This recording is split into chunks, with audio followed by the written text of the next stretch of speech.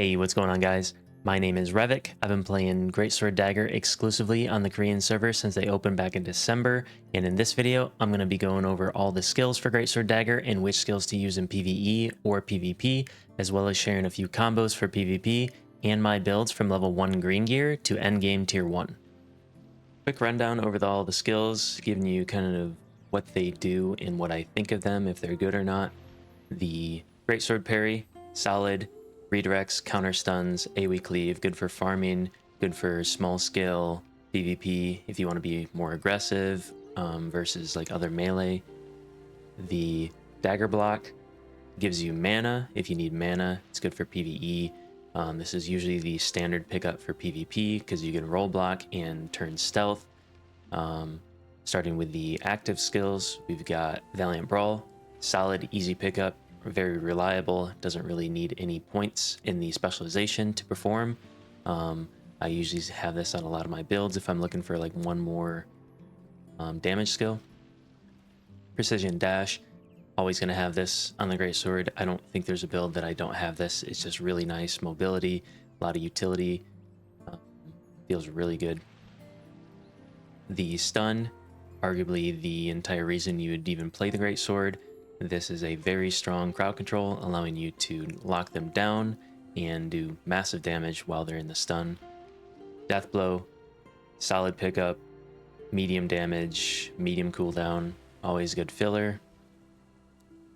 Da Vinci gives you attack speed. It's your pre-pop, enter combat, gives you a health boost, a little bit of HP, regen, and mainly using this for the attack speed. Almost all my builds is going to be using this. Guillotine, our hardest hitting ability. I almost always take the charge skill on this to make it hit even harder. This is usually what I open with as well. Very strong cooldown. Gaia Crash, don't really see this used too often in PvP until tier 2. In PvE, this can hit very hard on a boss as the boss's hitbox is large and all 4 hits can hit the boss. Outside of that, this doesn't get used a whole lot. You can turn this into the Frost variant to make it a little bit more single target. But in general, this doesn't get used a whole lot until tier 2. Devastating Tornado, kind of an AoE farm niche skill, doesn't get used a whole lot. Willbreaker doesn't get used a whole lot in PvP. It shreds defense from the target. It's just hard to fit into our combo for PvP. In PvE, we do run this, however, to reduce the defense of the boss and make us do more damage. Sending Slash, very solid. Have this on for PvP all the time. I do not usually run this in PvE because you cannot knock down a boss, but it is good for elites or smaller mobs because you can knock them down, but this is always going to be our pickup for PvP. Devastating Smash, this is a new ability they've added recently with the skill specialization. This gives Greatsword an AoE stun, giving us big potential utility in large scale, and this is a very strong ability. I almost always have this on my PvP skill set. Blood Devotion, we only really use this for PvE. You can spec into a damage bonus here on the skill specialization for Blood Devotion. Gives you 50 base damage for any target linked. So you link your whole party and make them do more damage. Cleaving Moonlight, very solid. It's kind of similar to the Valiant Brawl, low cooldown, good damage. It's a little bit less reliable because Dagger is a crit weapon, so I generally lean towards Valiant Brawl. You also need to spec 10 points into this to have it be used twice to be better than Valiant Brawl. So generally Valiant Brawl is usually my pickup because it is free and Cleaving Moonlight is not. But there are times where you can use this or both. Shadow Escape or Shadow Strike, it is a very strong cooldown for PvP. You can see I have the Shadow Escape point on there. I don't normally run this, but you can use it if you would like. This is your primary engage. This is very strong to open on targets that are unsuspecting. Poison, don't really use this outside of PvE. when you do use this in PvP, if you attack a bow user with this, every time that it applies, they have a chance to gain a big old barrier, and that's going to make them very, very tanky. So I do not recommend running this in PvP. Brutal Incision, very strong dagger ability, kind of a home run hitter. If this thing crits, heavies, and offhands, it can hit to the moon. If it doesn't do any of those things, it almost feels like you just healed that guy. That's just kind of how dagger is. It's kind of all or nothing, but this can do some massive damage. Vampiric Strike doesn't see a whole lot of use. I don't know a single person that likes this skill. It doesn't do very high damage, and it heals depending on the damage that it does, and because it doesn't do that much damage, it barely heals, so don't use this. Frenzy Sword Dance, I'm not a big fan. It takes a while to use. It's got a long animation. The damage that it does is not very high, and the cooldown is also pretty high, so I don't recommend using this for really anything. Umbral Spirit, this is an AoE cooldown. You can use this if you would like to. It's kind of flashy, but outside of AoE farming, I really wouldn't use this, and I don't even think you need this for AoE. But it is a cool skill. Knife Throwing, it is nice if you want to put a slow and a healing reduction on somebody for PvP. However, we tend to not have room on our bars, so we don't usually run this in PvE. We don't run this because it doesn't really do that much damage, but if you want it for PvP, you can try to fit it in. I just don't think we have room. Ankle Strike, very similar to Ascending Slash. We generally lean towards using Ascending Slash for a couple of reasons. Ascending Slash will do more damage, and if you heavy the Ascending Slash, it'll be 1 second longer duration. The Ankle Strike would be when you would use dagger abilities more, because you can spec into, when you use this, it increases your offhand chance to make your damage with the dagger higher. So it's generally one or the other, but you can technically run both. Camouflage Cloak, always a pickup for PvP when you have the dagger. Very solid, almost the entire reason people run the dagger most of the time, giving you stealth, stealth out, stealth in, however you want to use it. It's a very good utility. Fatal Stigma, this can be used. Greatsword Dagger doesn't get used a whole lot because we don't attack very fast. You must run poison to stack it up. It only really does good damage when you have it stacked up to 20 stacks of poison. Doesn't almost ever get used for me in PvP because fights are too short. You can't stack poison high enough. You'd probably have to run Knife Throw to try to get more poison stacks or something. It just doesn't really fit for PvP. On PvE, you can run this. They, I believe, just recently buffed this in PvE. Yeah, it's doing 40% more damage now on monsters. So if you want to run this in PvE, you can. Phantom Smokescreen, very solid pickup. I think a lot of dagger users are starting to run this now. You can spec into a melee evasion and increased duration, which I always take. So now when you're inside of this cooldown, nothing can really interact with you apart from just AoE damage. Moving over to the passives, Robust Constitution, you almost always take this. Big 2000 health boost. Vital Force gives us a large amount of hit, skill damage boost, and stun chance. This scales off of your health. You almost always take this. Cold Warrior increases your hit, or your crit hit rather, and your heavy on stun targets. You almost always take this. Victor's Morale, skill hits give you mana. You can take this if you have mana issues. I generally do not. Raging Frenzy, good for AoE farming or a bomber build in PvP. Outside of that, you're trying to not be in a cluster of enemies, so you generally don't take this. Barbarian Dash is usually in my PvP build for small scale. In large scale, I would switch it to Indomitable Armor to make you more tanky. This increases your defense when you're getting hit. This one gives you movement speed. Very strong cooldown, or really strong passives here. Assassin Step gives you movement speed after a kill. This also works on assist, so if you deal damage to a guy, he escapes, but your teammate kills him a little bit later, this will activate. Assassin's Step gives you crit hit, which is crit chance, very strong. Murderous Energy, this boosts your poison, duration, and damage. We generally don't run this because we're not using poison a whole lot, and in PvE when we do run the poison is not a very high amount of our damage, but if you would like to do even more damage, you can level this up and use this on a boss. Shadow Walker, almost always taken in PvP. You can use this in PvE as well if you're trying to like solo farm and you're taking damage from magic and ranged enemies. This is a very large amount of evasion.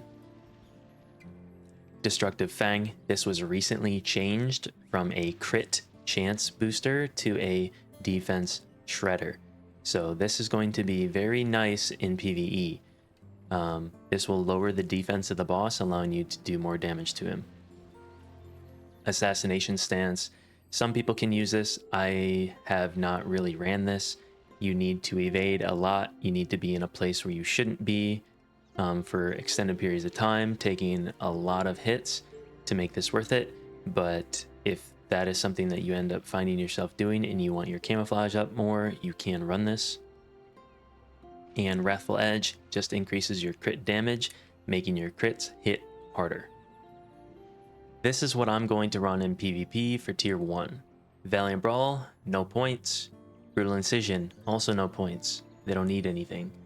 Devastating Smash, going to help the stun chance because early on it's got a low stun chance. Shadow Strike, increase the range.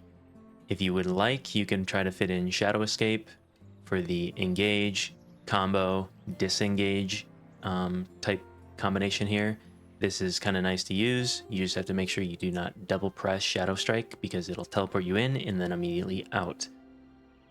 Ascending Slash with the skill damage boost, the cooldown, and the duration, allowing us to knock them on the ground for a long time and then guillotine them with the charge skill, hitting for 250 skill damage boost more. This makes the guillotine hit like a truck. We're also reducing the cooldown on guillotine because we are reducing the cooldown of Ascending Slash. These are the same cooldown. If we reduce one, we must reduce the other to keep them lined up. Stunning Blow, we're taking the cooldown so we can stun more often. Skill damage boost because the next skill we're going to use Death Blow and we want that to hit even harder. The hit rate so that it's got more accuracy on evasion targets. And the duration because early on we're going to have lower stun duration with a under-leveled stun, so we take this until we get this leveled up a bit and we have more attack speed. Death Blow, we're going to take the charge skill to make it deal double damage. Smokescreen, allowing us to engage in large scale or on any target and not be peeled. We're going to take both the duration and the melee evasion. Precision Dash, always going to be taking this. We're going to take the bind on it. You must always take the bind in PvP, allowing us to open with a dash into Ascending Slash if we would like. I usually always take the range so I can engage from a farther distance. If you ever want to deal damage to a tank, you must take this and open with a dash. This will shred their shield block chance by 30%. They're going to be running around with like 30 to 40% without counter barrier active. This takes a lot of that off. And this will increase the heavy attack bonus duration. So when you dash, this will give you 160 heavy for a short time. It's default at 3 seconds, which is increased by buff duration, and this will increase it by an additional 1.5 seconds, which is also increased by buff duration. Then we're taking Da Vinci with the hilt, with the heal on it. This is just 3 points. You can move this over to Camouflage Cloak if you would like, but I usually like the sustain from heal. Alright, quick touch on the masteries. Tier 1, go to Master of Evasion first. You can go down here for the damage if you would like. I don't usually think that we need this. This only increases our dagger damage. The Master of Evasion helps everything. The buff duration is also really nice, and then we come back down, increasing our hit later on. For the Greatsword, I usually go down the complete stun tree first, and then once I can get to level 10 mastery, I will redirect my points to get the 100 heavy. But early on, I go for the stun duration because our attack speed and stun duration is low in general when we're under leveled and under geared. So we want to increase our stun duration so our combo is a little bit more fluid. So here's combo number 1. This would be for like small scale PvP. You know you're not going to get peeled, so we're not going to be using smokescreen. You Da Vinci for the attack speed. You move into Shadow Strike range. Shadow Strike, knockdown, charge at the guillotine, stun, death blow, Valiant Brawl, brutal incision. For combo number 2, we're doing basically the exact same thing, except instead of Shadow Strike, we are dashing in to engage. That allows us to engage from a farther distance, and it applies a heavy attack buff to ourselves, allowing our combo to hit harder in our Ascension Slash. If this heavies, it will last for 1 second longer. So how that looks is Da Vinci, dash, into the knockdown, into the guillotine, into the stun, into the death blow like before, Valiant Brawl, into brutal incision. So now we're going to add smokescreen into the combo. You can use this with any of these combos. This is for when you expect to be peeled. You're not the only 2 players in the area. You're going to jump on the target. You know he's going to have friendlies that are going to stun you or do damage to you, whatever. So we're going to fit in smokescreen right after our ascending slash. Same thing as before. We Da Vinci, we Shadow Strike, we knock him down, we make ourselves safe, guillotine into the stun, into the death blow, and brutal incision to finish it up. If you do that fast enough, you have plenty of time and you're basically untouchable for that whole thing. It's just a long cooldown. You can reduce this down to a minute, but that's the large scale anti-peel, still kill one guy that you're supposed to and get out safe. Another thing you can utilize is the Shadow Escape on Shadow Strike if you want to run this. I'm not a big fan of this. With the high ping on KR servers, I usually end up double tapping this and it hinders me more than it helps me most of the time. But if you do end up getting used to this, it can be very strong. This allows you to Shadow Strike in, deal damage, press Shadow Strike, and it'll teleport you back to your original location. So this is what that looks like. Da Vinci, Shadow Strike, knock him down, guillotine, stun, charge, and now you're gonna probably have to dip out. You might have been able to fit in a brutal incision, but you have to be very wary because you have about 6 seconds to return. So here's my PVE slash dungeon slash boss build. Nothing too crazy going on here, not too crazy min-maxing. This is just what I generally like to use and what I think is strong. Greatsword parry does more damage than the dagger parry. Just hard-hitting abilities across the board. We've got Blood Devotion with the additional damage bonus spec. So when we link our party members, everybody's doing more damage. We do have Willbreaker to reduce the boss's defense. We've got Poison and Destructive Fang to also reduce the boss's defense. Nothing too crazy going on here, just hard-hitting skills, trying to have low cooldown and reduce the boss's defense, increase our damage as much as we can. We do have mobility going on here for the passives. If you have mana issues, you can put on Victor's Morale instead of Barbarian Dash. It's kind of whatever you want here. You can try to fit this in. It really doesn't matter. I usually just like to have faster movement speed, so the boss moves a little bit. I can move wherever I want, do damage. It's a little bit safer, helps with mechanics. In general, this is generally what I like to use on bosses. Here's a quick look at my build planner. Link will be in the description below. This will be for tier 1, starting from the green gear all the way through to this is probably where I'm going to end up depending on when we get tier 2, but I do have even deeper, more expensive builds as we go, depending on how much you want to min-max tier 1. I'm still leaning towards budget whenever I can. You do not want to invest much into tier 1 gear because it is not permanent. Currently, tier 2 gear will stay with you for a much longer time. So right now, just know this is where I kind of envision myself in tier 1 as we go into tier 2. But if things are cheaper and we're not going to get tier 2 as soon as we would hope, then maybe I move on to one of the more expensive builds. But early on, green gear, blue gear, a little bit deeper into the blue/purple, and the endgame budget tier 1. So some insight into Greatsword Dagger and some pros and cons, what to expect when playing this class. The pros, it's got strong burst. You can kill almost anything if they don't have cooldowns or melee defensives versus you can kill them in one combo. High mobility, very fast for a melee. You got very good gap closers and movement speed. It's strong in small scale, which for me, I personally only really care about small scale. I have the most fun when there's not a ton of people around, but a lot of this game is large scale oriented. We have the most crowd control in the game, which feels really good for us and really bad for everybody else. We've got knockdowns and stuns, so they can't counter us or counterplay. It's a very strong small scale build. The cons are it is combo based, so we need to have our crowd control being melee. A lot of our damage is obviously up close, but it's also a casted or a channel, or even if you're not taking the charge skill, you cannot move and use the damage. So they have to be stunned or slowed or bound, and generally it's going to be a hard CC. So if your knockdown misses, or generally if your bind misses, you can't really knock down from that. And if your knockdown misses, now that's on cooldown. So it's cooldown oriented, combo oriented. It can feel a little bit clunky, but it's more of a have everything, go in, kill a target, reset, repeat. The larger scale it goes, the weaker we get. Up into like siege and world bosses, we kind of feel almost useless a lot of the times.